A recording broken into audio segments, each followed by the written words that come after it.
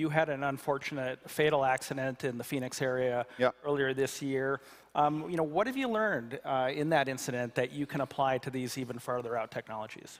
Well, we're learning, and I think for us, it really brought home this idea that safety has to come first.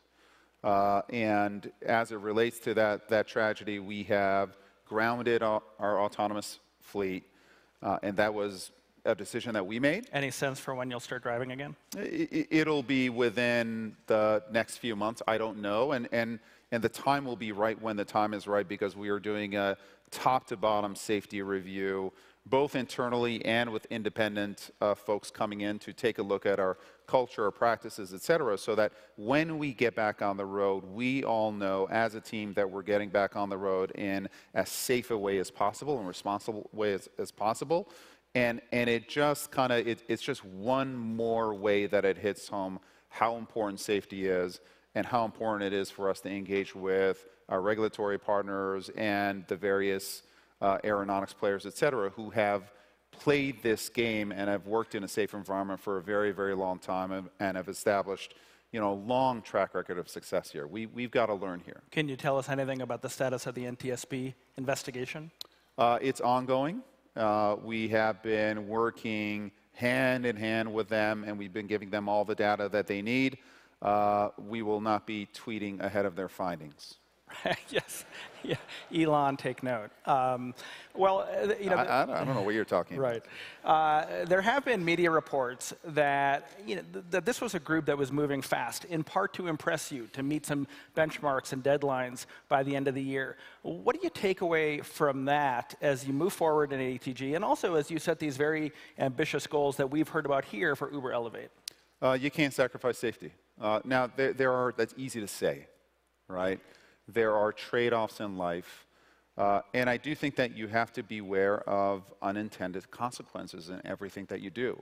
And there's a balance, which is you want to push teams to be ambitious. You want to push them to innovate at the fringes.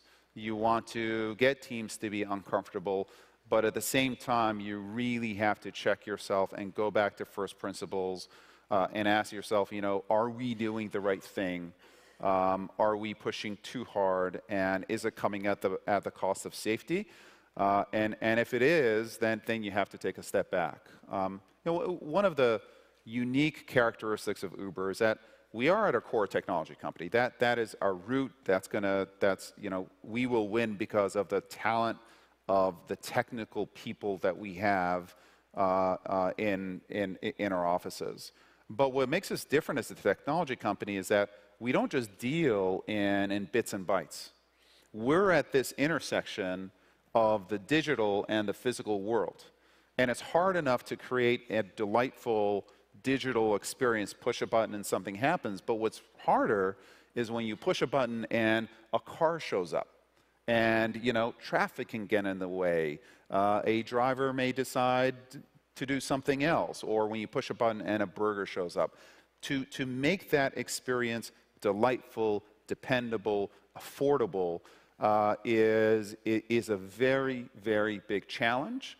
And that's where kind of this idea of being a company that pushes forward, and a company that challenges the status quo, but then understands that we don't just live in the digital world, we also live in the physical world, and that comes with compromises, and that comes with responsibilities that we've got to be aware of.